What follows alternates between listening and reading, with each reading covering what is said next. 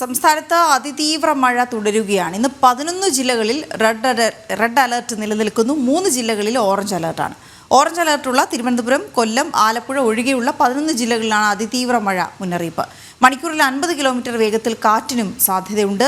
നമുക്ക് ഇതിൻ്റെ കൂടുതൽ വിശദാംശങ്ങളിലേക്ക് പോകാം. തിരുവനന്തപുരത്ത് നിന്ന് ടിൻഡു ദാസും കൊച്ചിയിൽ നിന്ന് രേഷ്മ ബാബുവും ഒപ്പം വടക്കൻ കേരളത്തിൽ വിവരങ്ങളുമായി അനഘയും ചേരും. ടിൻഡുവിലേക്ക് പോകാം. ആദ്യം സംസ്ഥാന വ്യാപകമായ കാര്യങ്ങൾ കൂടി അറിയേണ്ടതുണ്ട്. ടിൻഡു, അതിതീവ്ര മഴ സംസ്ഥാനത്ത് എമ്പാടുമുണ്ട്. അതിൽ 11 ജില്ലകളിൽ റെഡ് അലേർട്ട് നിലനിൽക്കുന്നു. ഇപ്പോൾ രാവിലെ കാലാവസ്ഥ എങ്ങനെയാണ്? കാലാവസ്ഥാ നിരീക്ഷണ കേന്ദ്രത്തിൻ്റെ അടുത്ത നിരീക്ഷണ റിപ്പോർട്ട് എപ്പോഴാണ് എത്തുക? വിവരങ്ങൾ.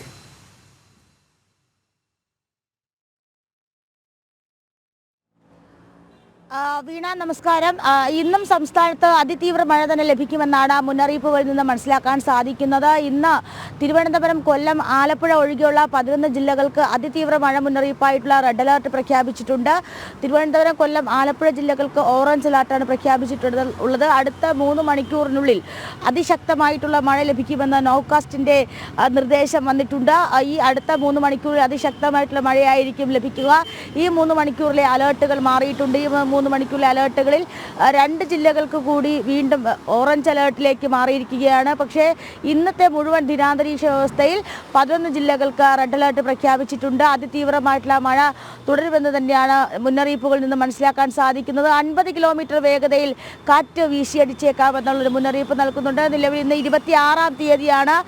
ഇന്ന് ബംഗാൾ ഉൾക്കടലിൽ ഒരു ന്യൂനമർദ്ദം കൂടി രൂപപ്പെടും. ഈ ന്യൂനമർദ്ദം ഒറീസ, ആൻഡമാൻ തീരത്തേക്കായിരിക്കും പോകുന്നത്. ഇതിൻ്റെ സ്വാധീനത്തിൻ്റെ ഫലമായിട്ട് വടക്കൻ ജില്ലകളിൽ അതിശക്തമായിട്ടുള്ള മഴ ലഭിക്കുമെന്ന മുന്നറിയിപ്പുകൾ ലഭിക്കുന്നുണ്ട്. അതോടൊപ്പം തന്നെ നിലവിൽ ഇപ്പോൾ അറബിക്കടലിന് സമീപമായിട്ട് ഉള്ളൊരു ന്യൂനമർദ്ദം രൂപപ്പെട്ടിട്ടുണ്ടായിരുന്നു. ആ ന്യൂനമർദ്ദം രാജഗിരി ഭാഗത്തേക്കാണ് പോയത്. പക്ഷേ അതിൻ്റെ തീവ്രത വളരെ കുറവായിരുന്നതുകൊണ്ട് തന്നെ അതിശക്തമായിട്ടുള്ള മഴയിലേക്കാണ് പോയത്.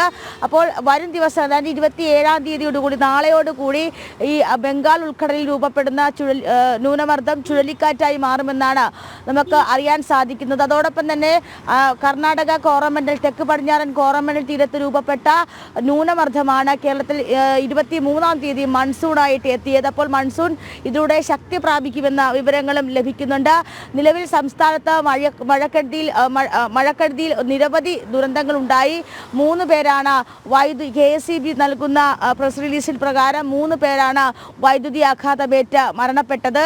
അതോടൊപ്പം തന്നെ ഈ വൈദ്യുതി ലൈനിൽ KSEBയുടെ ഭാഗത്തുനിന്ന് ശക്തമായിട്ടൊരു നിർദ്ദേശം ലഭിക്കുന്നുണ്ട്. വൈദ്യുതി ലൈനുകൾ പൊട്ടിക്കിടക്കാനും അതോടൊപ്പം തന്നെ ഈ വൈദ്യുതി പോസ്റ്റുകൾ ഒടിഞ്ഞു വീഴാനും സാധ്യതയുള്ളതിനാൽ ജനങ്ങൾ ജാഗ്രത പാലിക്കണം.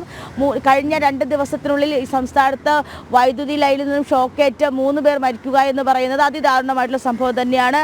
കൂടാതെ മഴക്കെടുതിയുമായി ബന്ധപ്പെട്ട് പറയാനുള്ളത് കിഴക്കൻ മലയോര മേഖലകളിലും തീരദേശ മേഖലകളിലും അതീവ ജാഗ്രതാ നിർദ്ദേശമാണ് നൽകിയിട്ടുള്ളത്. രേഷ്മ, എങ്ങനെയാണ് കൊച്ചിയിലും സമീപ ജില്ലകളിലും എറണാകുളത്തിൻ്റെ സമീപ ജില്ലകളിലുമുള്ള മഴയുടെ ഒരു അവസ്ഥ? റെഡ് അലേർട്ട് നിലനിൽക്കുന്ന പ്രദേശങ്ങളാണ്. ആലപ്പുഴ കഴിഞ്ഞാൽ അവിടുന്ന് അങ്ങോട്ട് രാവിലെ മഴ, കാലാവസ്ഥ എങ്ങനെയാണ്?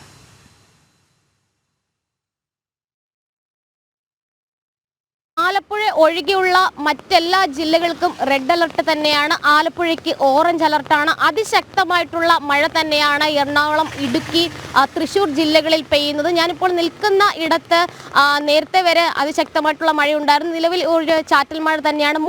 മൂടപ്പെട്ട ഒരു കാലാവസ്ഥ തന്നെയാണ് പലയിടങ്ങളിലും ഉള്ളത്.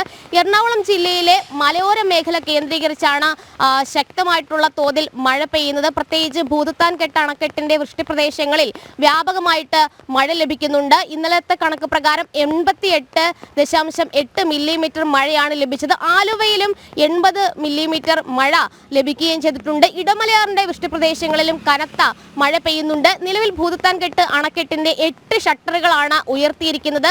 വെള്ളം പെരിയാറിലേക്ക് ഒഴുക്കിവിടുന്നുണ്ട്. സെക്കൻഡിൽ 10 ലക്ഷം ലിറ്റർ വെള്ളമാണ് പെരിയാറിലേക്ക് ഒഴുക്കിവിടുന്നത്. അതുകൊണ്ട് തന്നെ കനത്ത ജാഗ്രത പെരിയാറിന്റെ തീരത്തുള്ളവർ പുലർത്തണമെന്നുള്ള നിർദ്ദേശം ജില്ലാ ഭരണകൂടത്തിന്റെ ഭരണകൂടത്തിന്റെ ഭാഗത്തുനിന്ന് ഉണ്ടായിട്ടുണ്ട്. മണ്ണിടിച്ചിൽ ഉണ്ടായ പ്രദേശങ്ങൾ കേന്ദ്രീകരിച്ച് ആവശ്യമെങ്കിൽ ദുരിതാശ്വാസ ക്യാമ്പുകൾ തുറക്കാനും നിർദ്ദേശം റവന്യൂ വകുപ്പ് നൽകുകയും ചെയ്തിട്ടുണ്ട്. നേര്യമംഗലം പാതയിൽ, ദേശീയപാതയിൽ മണ്ണിടിച്ചിൽ കഴിഞ്ഞ ദിവസം ഉണ്ടായിരുന്നു. ഒപ്പം തന്നെ അടിമാലി പൊന്മുടി ഭാഗത്തും മണ്ണിടിച്ചിൽ ഉണ്ടായിട്ടുണ്ട്. മറ്റൊരു പ്രധാനപ്പെട്ട കാര്യം, ഈ ചെല്ലാനം, മുനമ്പം, അതോടൊപ്പം തന്നെ കുഴിപ്പള്ളി ഉൾപ്പെടെയുള്ള കടലോര മേഖലയിൽ വലിയ രീതിയിൽ കടൽ കയറ്റം ഉണ്ടായിട്ടുണ്ട്. നേരത്തെ സമുദ്രസ്ഥിതി പഠന ഗവേഷണ കേന്ദ്രം ഇക്കാര്യത്തിൽ മുന്നറിയിപ്പ് നൽകിയിരുന്നു. അതായത് രാത്രി 8:30യോടുകൂടി 3 മില്ലിമീറ്റർ അല്ലെങ്കിൽ 3 മീറ്റർ വരെ ഉയരത്തിലുള്ള തിരമാലകൾ ശക്തമായിട്ട് അടിക്കാൻ സാധ്യതയുണ്ട്. കടൽ കയറ്റ ഭീഷണി ഉണ്ട് എന്നുള്ളതാണ് സമുദ്രസ്ഥിതി പഠന ഗവേഷണ കേന്ദ്രം നൽകുന്ന മുന്നറിയിപ്പ്. ചെല്ലാനം മേഖലയിൽ അതിശക്തമായിട്ടുള്ള കടലാക്രമണം ഉണ്ട്. അതായത് നേരത്തെ തന്നെ നമുക്കറിയാം, ഈ ചെല്ലാനം മേഖലയിൽ എന്ന് പറയുന്നത് 7.5 കിലോമീറ്റർ പരിധിയിൽ മാത്രമാണ് നിലവിൽ ടെട്രാപോഡ് പാകിയിട്ടുള്ളത്. ചെറിയ കടവ് മുതൽ ടെട്രാപോഡോ മറ്റ് കടൽ ഭിത്തി ഒന്നും തന്നെ ഇല്ല. അതുകൊണ്ട് വീടുകളിലേക്ക് കടൽ വെള്ളം രൂക്ഷമായിട്ട് കയറുന്ന ഒരു സാഹചര്യമുണ്ട്. മറ്റൊന്ന്, തൃശ്ശൂർ ജില്ലയിലെ സാഹചര്യം പരിശോധിക്കുകയാണെങ്കിൽ തൃശ്ശൂർ ജില്ലയിൽ നിലവിൽ റെഡ് അലർട്ട് തന്നെയാണ്. ചാവക്കാട് ഭാഗത്ത് കടൽ കയറ്റമുണ്ട്. അതോടൊപ്പം തന്നെ ജില്ലയിലെ താഴ്ന്ന പ്രദേശങ്ങളിൽ വെള്ളക്കെട്ടിന്റെ ഭീഷണിയുണ്ട്. പലയിടങ്ങളിലും വെള്ളം കയറിയിട്ടുണ്ട്. ദേശീയപാതയിൽ അടക്കം മണ്ണിടിഞ്ഞ് ഗതാഗത കുരുക്ക് നേരിടുന്നുണ്ട്. ആലപ്പുഴയിലും സമാനമായിട്ടുള്ള ഒരു സ്ഥിതിവിശേഷം തന്നെയാണ്. കുട്ടനാട് ഉൾപ്പെടെയുള്ള താഴ്ന്ന പ്രദേശങ്ങളിൽ വെള്ളം കയറുകയാണ്. ആലപ്പുഴയിൽ നിലവിൽ ഓറഞ്ച് അലർട്ടാണ്. ഈ റെഡ് അലർട്ട് പ്രഖ്യാപിച്ചിട്ടുള്ള ഇടുക്കി, അതോടൊപ്പം തന്നെ എറണാകുളം, തൃശ്ശൂർ, ഈ 3 ജില്ലകളിലും നിലവിൽ എല്ലാ വിദ്യാഭ്യാസ സ്ഥാപനങ്ങൾക്കും അവധി പ്രഖ്യാപിച്ചിട്ടുണ്ട്. ഇടുക്കിയിലും നിലവിൽ കൃത്യമായിട്ടുള്ള മുന്നൊരുക്കങ്ങൾ ഈ പറയുന്ന ജില്ലാ ഭരണകൂടത്തിന്റെ ഭാഗത്തുനിന്നും ഉണ്ടായിട്ടുണ്ട്. നേര്യമംഗലം ഭാഗത്താണ് ദേശീയപാതയിൽ മണ്ണിടിച്ചിൽ ഉണ്ടായിട്ടുള്ളത്.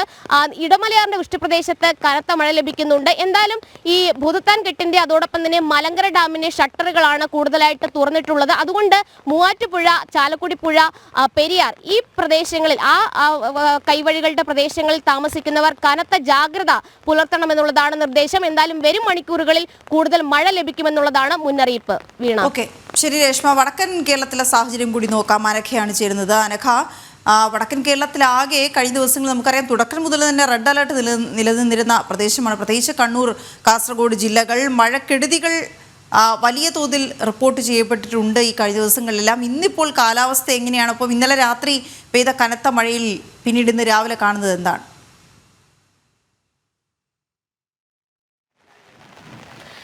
വീണ, വടക്കൻ കേരളത്തിൽ ഇന്നും മഴ തുടരുകയാണ്. വിവിധയിടങ്ങളിൽ റെഡ് അലേർട്ടാണ് പ്രഖ്യാപിച്ചിരിക്കുന്നത്. അതിശക്തമായ മഴ, അതായത് ഇടതടവില്ലാതെ മഴ ഇപ്പോഴും തുടരുകയാണ്.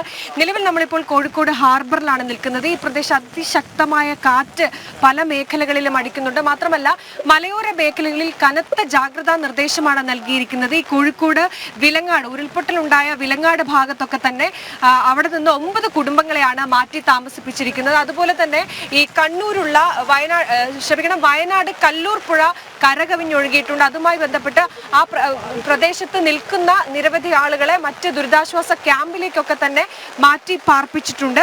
അതുപോലെ തന്നെ ഈ പുഴയുടെ ഓരത്ത് നിൽക്കുന്നവരെയും അതുപോലെ തന്നെ കടൽ തീരത്തിനോടടുത്ത് താമസിക്കുന്നവരെയും ഒക്കെ തന്നെ കൃത്യമായി മാറ്റി താമസിപ്പിക്കുന്നുണ്ട്. വീണ, നിലവിൽ ഇവിടെ അതിശക്തമായ കാറ്റടിക്കുകയാണ്. ആ രീതിയിൽ പല മേഖലകളിലും ശക്തമായ കാറ്റും ഇപ്പോഴും തുടരുകയാണ്.